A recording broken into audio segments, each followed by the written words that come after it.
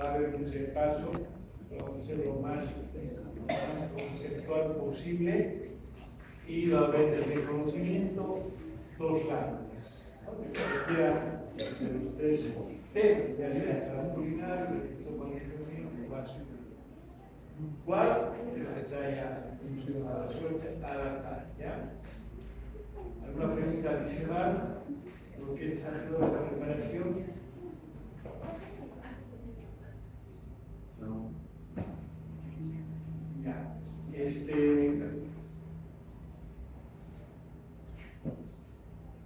Y ya, entonces lo que tenemos ahora por tema que ya ha empezado en la teoría es el sistema endocrino, ¿no? Y el sistema endocrino, ¿qué función tiene?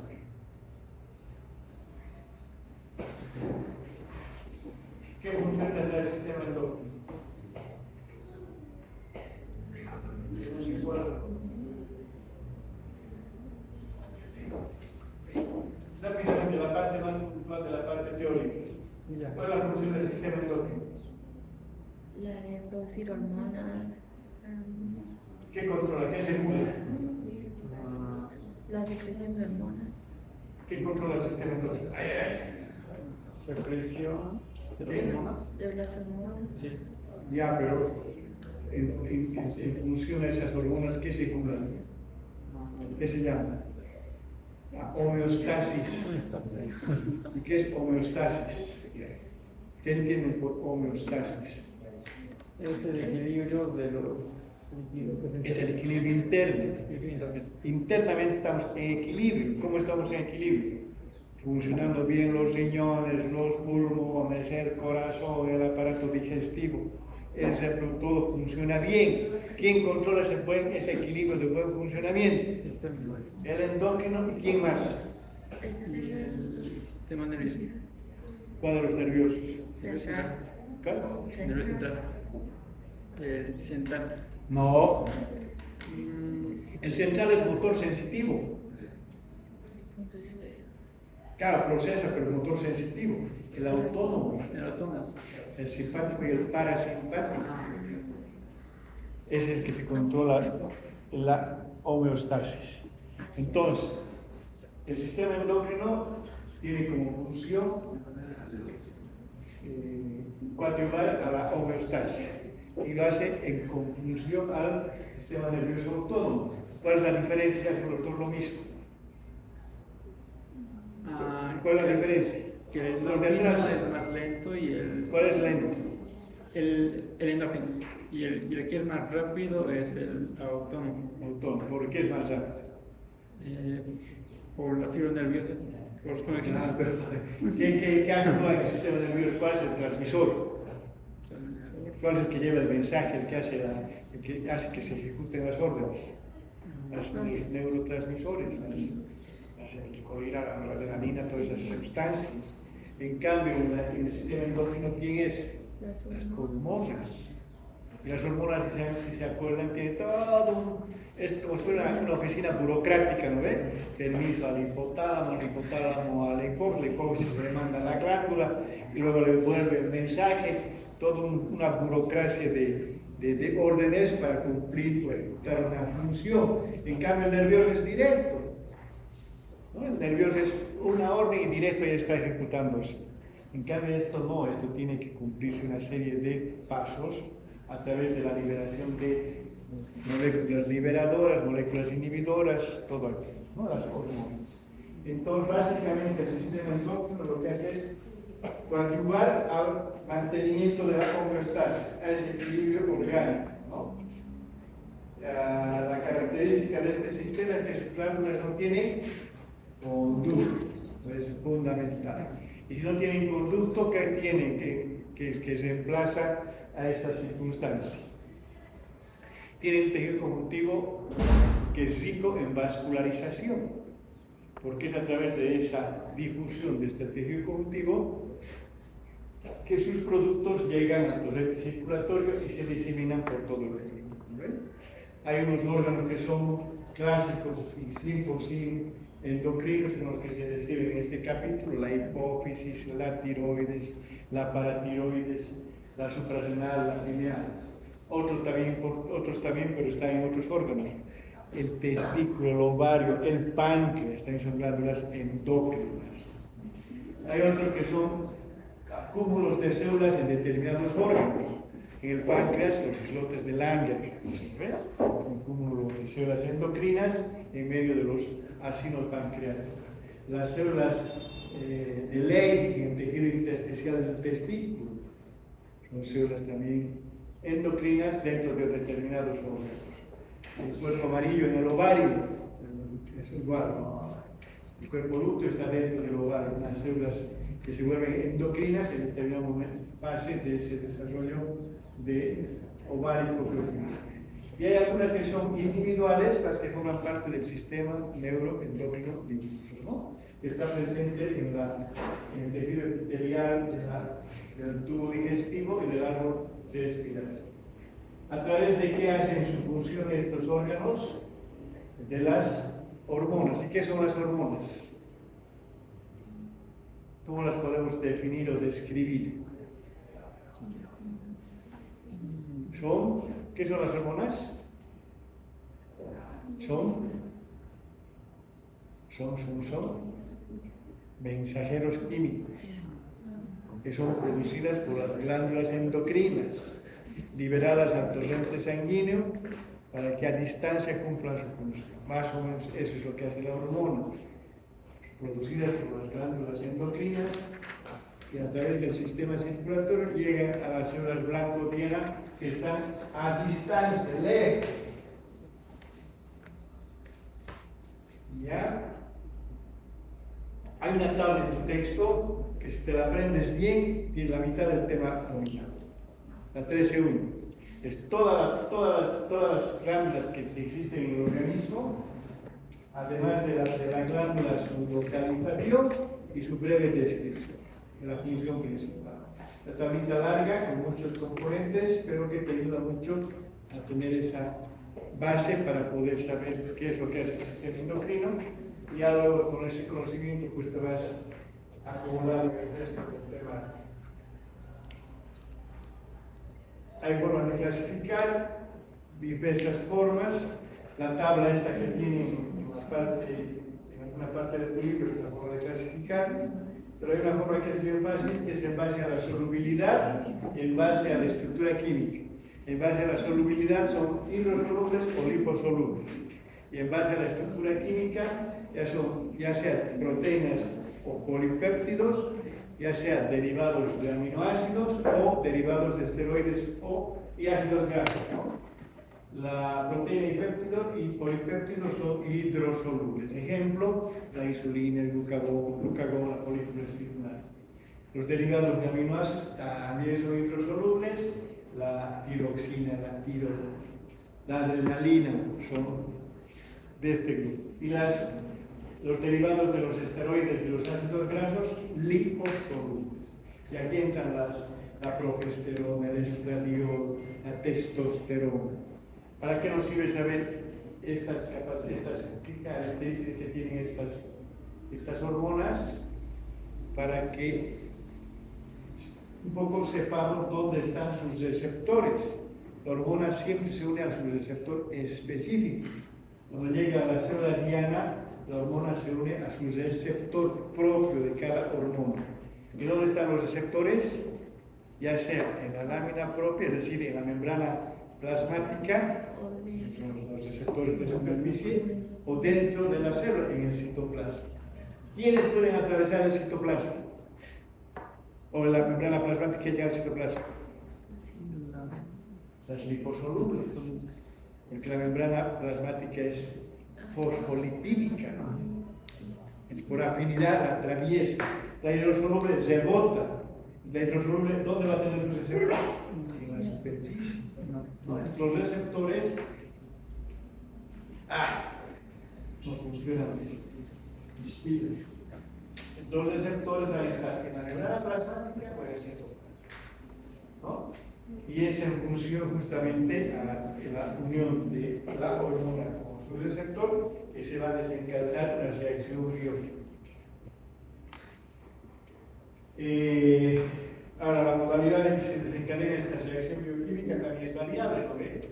En aquellas que logran atravesar la membrana plasmática y se unen a su receptor que está en el citoplasma, es decir, las liposolubles, las hormonas esteroideas, lo que hacen es unirse a este complejo hormona-receptor intracelular, es rápidamente transportado al núcleo a una molécula de ADN y allá lo que hacen es la estimulación de la transcripción de genes, ¿no? Básicamente, ¿qué ordenan? Que se produzcan proteínas, ¿no? Lo hacen casi directamente. En cambio, las hormonas que tienen sus receptores en la superficie, lo que hacen es, a través de diferentes mecanismos secundarios, generar la reacción bioquímica. Algunas de ellas, ¿qué hacen? Estimulan una proteína sinasa. Esta proteína sinasa fosforila a otras proteínas que son reguladoras y así ellas desencadenan la reacción bioquímica o biológica. Es el ejemplo de la activación de la adenylato ciclasa, que va a formar AMP cíclico, y el AMP cíclico, que es un segundo mensajero, recién va a estimular a la proteína sinasa A. Es primero se activa la adenylato ciclasa. Esta forma adenosín monofosfato cíclico y este estimula la proteína sinasa, ¿no? 3 fases a partir del receptor de membrana para terminar una reacción bioquímica. Otros activan lo que se llama la proteína G, que es un complejo proteínico. Son varias proteínas que van a formar 2 unidades, la alfa, beta, incluso la gamma en algunos casos, y es este complejo proteínico que va a desencadenar también una serie de reacciones, ¿no? En este caso también estas proteínas G activan un segundo mensajero, que generalmente es este mismo adenosín monofosfato cíclico, pero la proteína G más trabaja con ¿qué segundo mensajero? Este tiene la abreviación de... Ahí está, guanosín trifosfato. La proteína creadora de guanosín trifosfato sería la que va a formar parte de lo que es la proteína G, ¿no? Y también va a activar un segundo mensajero, el gen MP, por así monofosfato cíclico, que va a ser el que va a desencadenar la respuesta neuronal.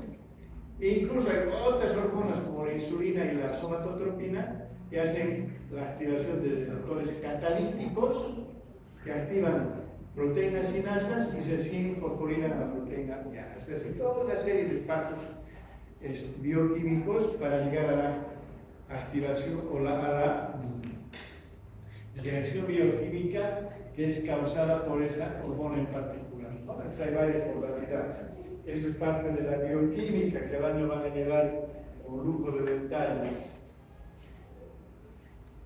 Acá en histología tratamos de evitar la bioquímica, la embriología, pero igual se la tienen que tocar, ¿ya? ¿Cómo controla su función el sistema endocrino? A través de mecanismos de retroalimentación.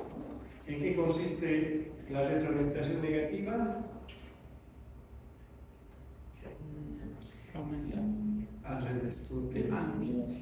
Es cuando una hormona liberadora estimula a una hormona en determinado órgano, por ejemplo, la hormona liberadora de tirotropina estimula a la glándula tiroides a que produzca T3-T4, la hormona tiroidea, e inmediatamente que produce una tiroidea parte una señal inhibidora a la hipófisis para bloquear la liberación de hormona liberadora de tiroides, de TSH. Y al bloquear a la TSH se regula la producción de T3 y T4 y de esa forma se estabiliza su producción. Si no hubiera ese proceso de inhibir, de bloquear, la glándula seguiría produciendo indefinidamente T3-T4, ¿no ve? Y esa persona entraría en lo que se llama el hipertiroidismo, ¿no? La enfermedad. Entonces, la retroalimentación negativa es bloquear. Y la positiva, cuando falta hormona. Cuando falta hormona, entonces parte una señal y le dice a la glándula necesitamos hormonas y empiezan a producir más.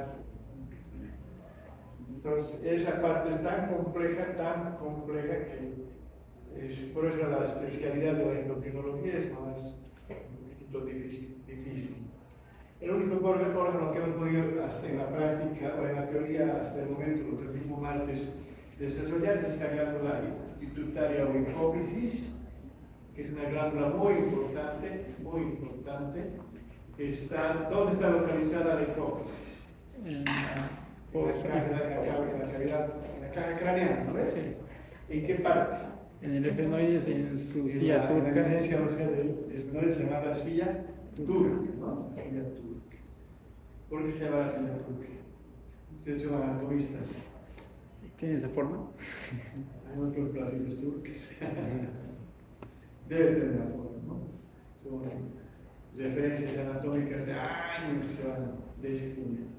Y ya. Y embriológicamente, la pituitaria tiene dos orígenes, ¿no? De sus dos componentes. El lóbulo anterior y el lóbulo posterior. El lóbulo anterior se llama adenohipófisis y tiene su origen en una evaginación del ectodermo oral. Y la neurohipófisis tiene su origen en el ectodermo neural. En alguna etapa del desarrollo embrionario se unen, se juntan y se encapsulan juntos. Por lo tanto, la pituitaria o glándula hipófisis tiene dos componentes que tienen origen embrionario diferentes y su comportamiento también es diferente. La verdadera glándula es la adenohipófisis y la neurohipófisis es un depósito de unas hormonas que se producen en el hipotálamo, ¿no? Como que es un depositario de esas hormonas, ¿ya? Entonces, ¿cómo está? Es la parte descriptiva de la anatomía que ustedes son expertos. La comunicación del hipotálamo con la hipófisis muy directa a través de lo que se llama el tallo hipofisario, o tracto hipotalámico hipofisario, que es una ruta de axones, de vías nerviosas, que van a contactar las neuronas que están en el hipotálamo, fundamentalmente con la eminencia media y la neurohipófisis, ¿no? Ahí llegan los axones de estas neuronas y van a lograr la liberación de sus factores a nivel de la eminencia media, los liberadores, los liberadores de tirotropina, de fototropina, y las de sustancias pues, que participan a nivel de la hipófisis para liberar las otras hormonas, ¿no? Y hasta que llegan hasta la neurohipófisis, los que van a representar allá a la vasopresina y a la oxitocina. Entonces, ¿qué partes tienen estas glándulas? La neurohipófisis tiene tres partes, ¿no? La pars distalis o lóbulo anterior, la pars intermedia y la pars puberalis. Y la neurohipófisis también tiene tres partes que son la eminencia media, el infundíbulo y la pars nervosa. La adenohipófisis, entonces la pars distalis de la adenohipófisis sería prácticamente también llamado lóbulo anterior, que es esta parte. Entonces, histológicamente, ¿cuáles serían sus componentes?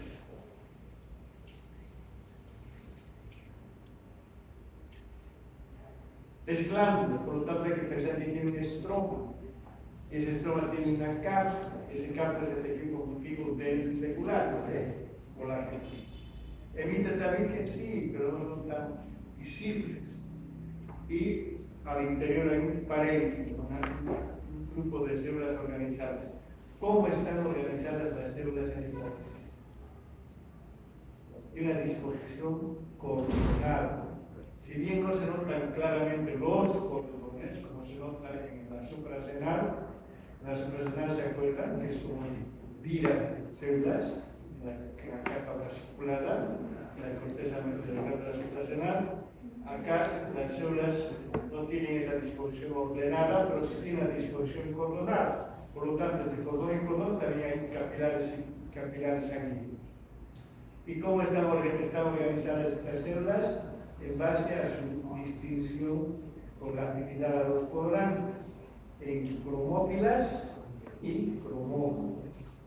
Las cromófilas son aquellas que tienen afinidad por el colorante. A su vez se subdividen en acidófilas y basófilas, ¿no? ¿Para qué nos sirve saber esa información?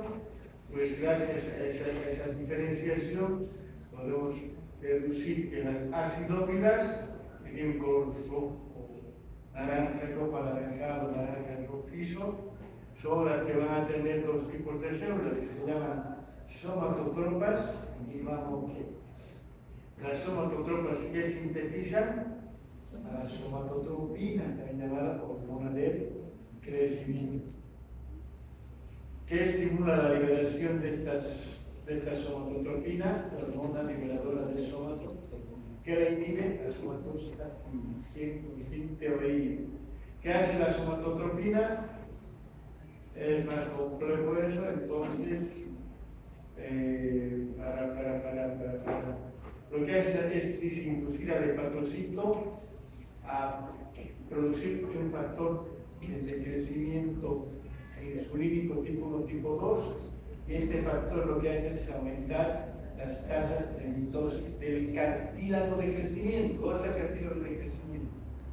Lo visto en el capítulo 6, 7. En las placas epifisiales. En la placa epifisaria, está en la unión de la metáfisis con la epífisis, la plaquita almética.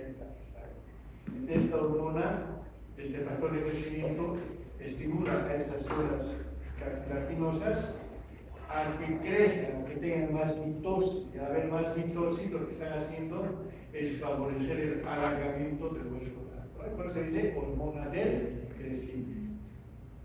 Ya, entonces, ¿qué introduce a esta somatotropina? Las somatotropas, que son las células del grupo de las acidófilas. Y lo otro son las mamotropas o lactotropas. ¿Qué hacen estas mamotropas o lactotropas? Producen a la prolactina. ¿Y qué hace la prolactina? Promueve el desarrollo de la glándula mamaria durante el embarazo y promueve la lactancia después del nacimiento. Pero en primera instancia, la formación de la mama, la maduración, y ya después la lactancia, ¿no? Que la estimula la hormona liberadora de prolactina, que la inhibe la dopamina. Y las basófilas, que tienen tres tipos de células: las corticotropas, las tirotropas y las gonadotropas. Las corticotropas que sintetizan una prohormona que se llama pro-opio melanocortina. Pro-opio melanocortina. En alguna parte la leía como pongo. Pro-opio melanocortina. Bueno, poco. Y esta pro-opio melanocortina es escindida, fragmentada, cortada, y va a producir 4 otras hormonas, que son la corticotropina, la melanotropina, la lipotropina beta y la endotropina beta. Eso, como que lo repites 10 veces aquí, te vas a obtener seguro, pero te la notas con la película y lo vas a repetir cada vez que te acuerdes de ello. Ya, porque si hay preguntas de exámenes, estas hormonas que son producidas por estas diferentes. A la primera se significa bueno, ya poco a poco, con alguna hemotécnica, alguna ayuda, para mejorar.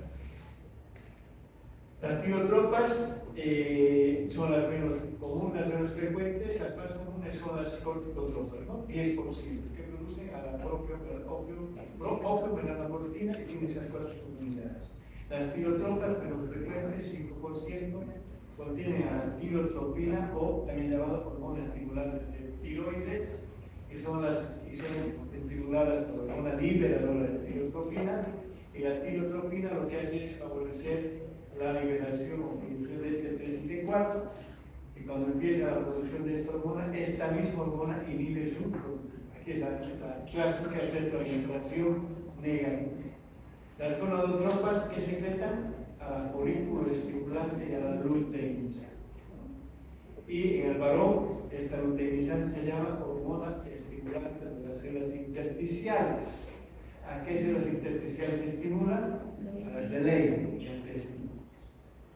No solo es la hormona como liberadora como tal, sino también participa en estas acciones la leptina, que es una hormona no esteroidea. Las cromófobas son aquellas células hipofisarias de la dermohipófisis que no tienen afinidad con los colorantes, por lo tanto se las nota con medias pálidas, pero característicamente se ha visto que tienen menos cantidad de citoplasma, y su citoplasma aislados glándulos, y como son los glándulos que se tiñen, es por eso que dicen que son cromófobas, porque no son afines a los colorantes, y es por eso que se piensa que pueden ser cromófilas parcialmente desgranuladas, es decir, cromófilas que han perdido su gránulo. Al perder sus gránulos se quedaron sin la posibilidad de afinidad a los colorantes, ¿no? Y es por eso que tampoco tienen mucha capacidad de endocrina, es decir, sustancias que favorecen algún tipo de reacción metabólica. Y también existen otras células no endocrinas que son las folículo-estrelladas. Definitivamente de ellas no se sabe nada, para qué sirven o para qué están. Solo que se ha podido ver que tienen conexiones comunicantes unas con otras, pero más de eso no se sabe. La pars intermedia, ¿dónde estaría la pars intermedia? Entre las pars distales y la pars nervosa. Hay la pars intermedia. Por su característica es la presencia de unos quistes, unos resabios, una especie de bolsones revestidos por células cuboideas, que son en realidad restos de los quistes de las bolsas de Zarte, ¿no? Que se conocen como quistes de Zarte. Aparentemente no hay capacidad tampoco endocrina, pero se han encontrado colonias de células basófilas, y las basófilas producen la hormona pro-melanotoxina, la POC, y estas ya sabemos que se escinde en 4 otras hormonas, ¿no? La STH, la hipotrópica, la estimulante y la endorfina beta. Cada una con sus funciones específicas. La tuberalis, generalmente la tercera porción, que es lo de alta por lo general, pero solo hace su parte de su cara anterior, generalmente no llega hasta la cara posterior. Definitivamente esta porción de la dermohipófisis no tiene mucha función endocrina, pero se ha encontrado aisladamente algunas células epiteliales que pueden tener presencia de gránulos secretores de hormona folículo-estimulante en el útero, pero no está muy seguro de la relación. La neurohipófisis del lóbulo posterior, tenemos la eminencia media, el infundíbulo y la pars nervosa. ¿Cuál es la importancia de la eminencia media? Esta que veo esta imagen acá, es de que ¿qué arteria llega a la hipófisis? La arteria hipofisaria, la superior y la inferior, la superior sigue a la eminencia media del infundíbulo y va a formar un plexo, el plexo capilar primario, y la hipofisaria inferior, la inferior sobre todo al lóbulo posterior, parte de la anterior, y también va a formar un plexo, la parte de un plexo, el plexo capilar secundario. Estos plexos se van a unir por un sistema pórtico, ¿no? Y es la forma en la cual las hormonas producidas en el hipotálamo llegan al dermis por este sistema pórtico-fiscal.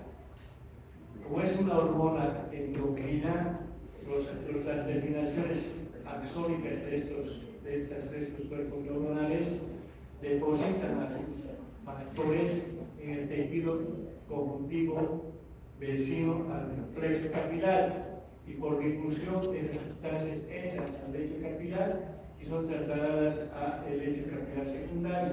Aquí nuevamente son liberadas y actúan sobre las células basófilas, cromófilas, acidófilas que están presentes en la arteria hipófisis, ¿no? Pero esa es la función del cuerpo capilar primario y secundario. La paz superior simplemente sería parte de ese tracto hipotalámico, que es el dicho que tiene tres partes, ¿no? La evidencia media y el cultíbulo sería parte de este tracto hipotalámico hipofisario, donde están circulando los axones de los cuerpos neuronales que están en el hipotálamo, que llegan hasta la neurohipófisis. Las neuronas que se producen en este hipotálamo tienen unos transportadores que son la neuroficina 1 para la oxitocina, la neuroficina 2 para la vasopresina, ¿no? Son transportadores que ayudan, coadyuvan a su traslado hacia la neurohipófisis. La base nerviosa prácticamente es una zona de depósito, de guardarse a estas hormonas que han sido sintetizadas en los cuerpos paraventriculares y supraópticos del hipotálamo, ¿no? ¿Qué función tienen estas sustancias? La vasopresina, ¿dónde actúa? En los vasos. A nivel del riñón, sí. ¿En qué parte del riñón? En los vasos.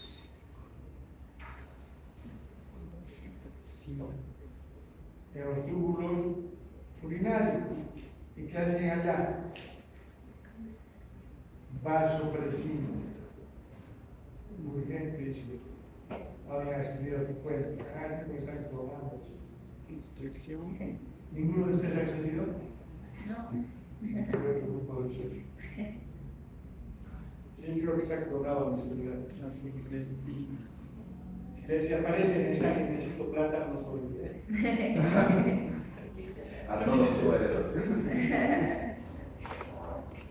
Y la vasopresina a nivel de los túbulos colectores, donde va a hacer ese juego de bloquear la eliminación del sodio, el retener el sodio retiene agua y sube la presión, ¿no?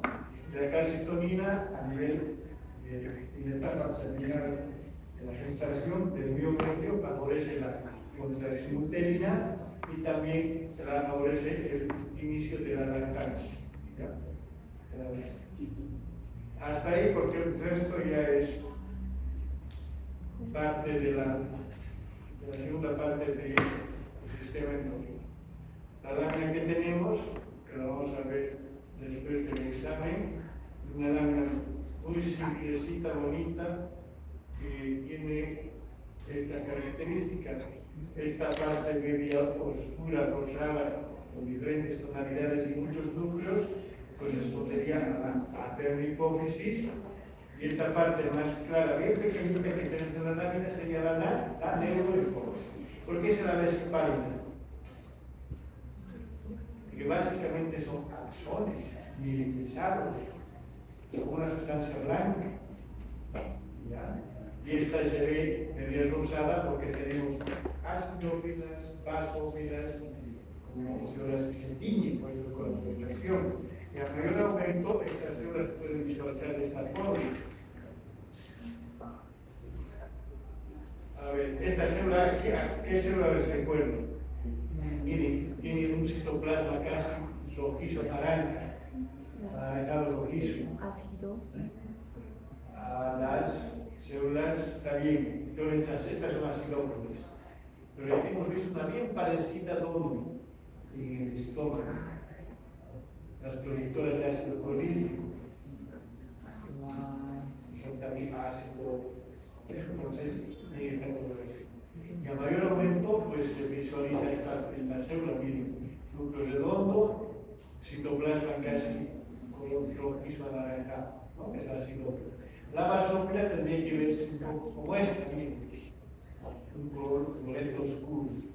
Y la cromoboa teóricamente se tendría que ver sin coloración, no se ve ninguna por acá, pero tendría que ser ni esto ni esto. Este es bien lila, ¿no? Y está bien anaranjado.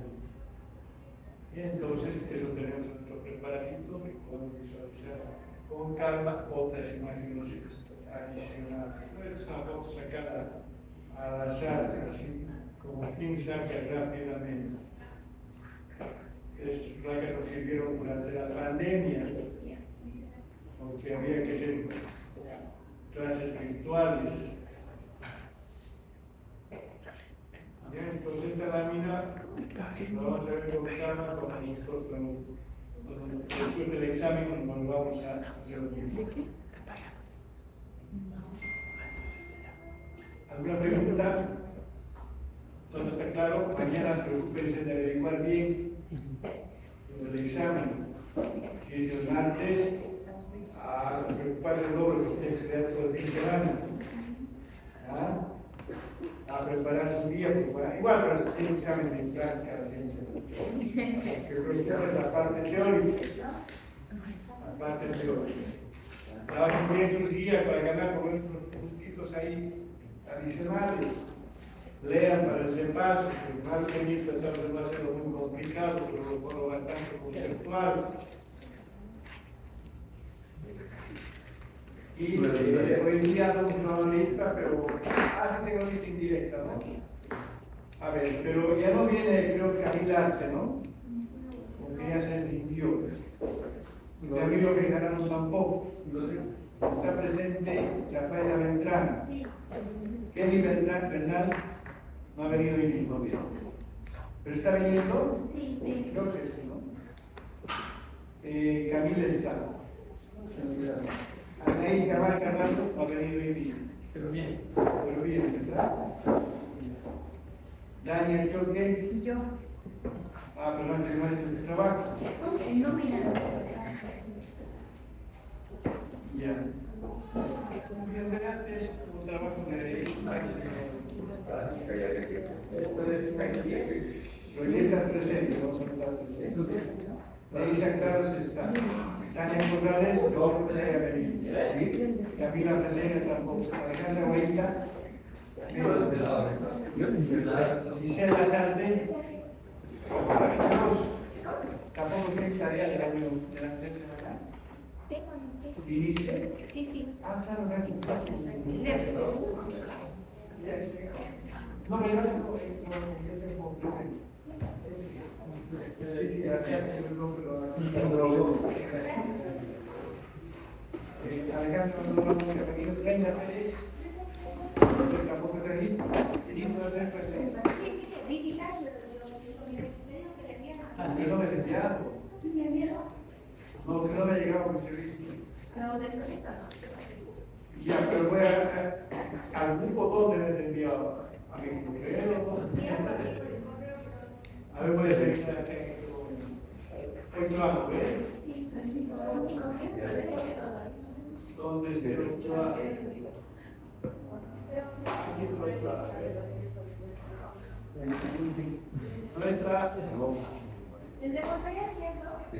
Ya, porque no tengo acá. ¿Y esto para ti, no? Yo puro foto de lo que han sacado, no sé. ¿De un?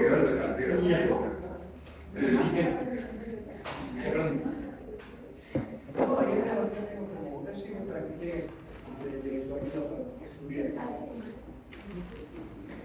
Si voy a tomarlo como trabajo por la ministerio, fantástico. No vine. A partir de la marcha, ¿no? Pero es lo que como trabajo. Sí. Claro.